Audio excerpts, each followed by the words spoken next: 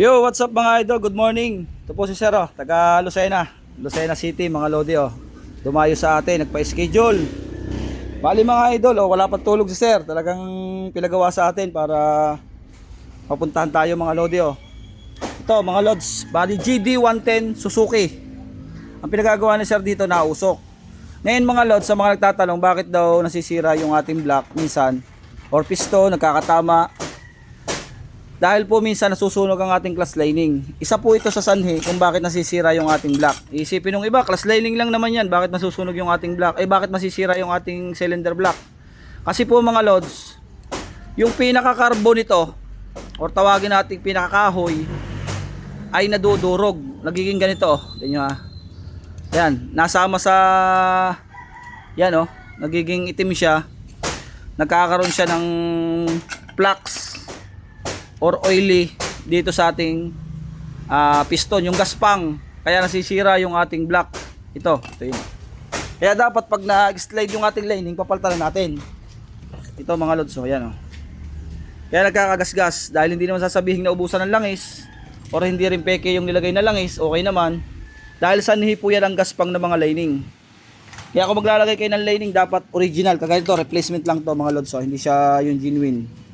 Yun, ganito yung sinasabi ko na yan, ganyan. Yan, ganyang langis. Kaya napansin ko, sabi ko kay Sir, ay ano na yan, may tama na yung kanyang clutch lining. Pero dahil nakalas natin yung kabak, ito, napansin ko din na kalug na, tignan nyo.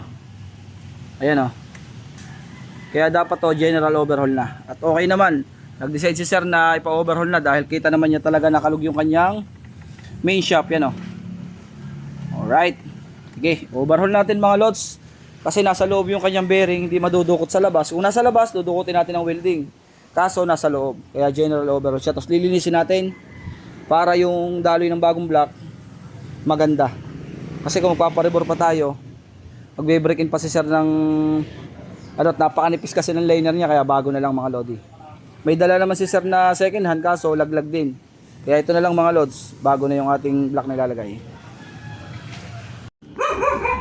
Ayan mga idol, tapos na yung ating ginawa. Ayan si Sir. Sir, thank you Sir. Ayan. Next project natin, Barako 2. Ito na, overhaul na natin. 6203, tapos palit ang block. Tapos third gear, magkasawa.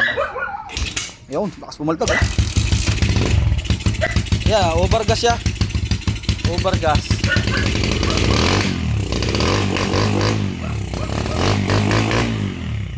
Mga idol.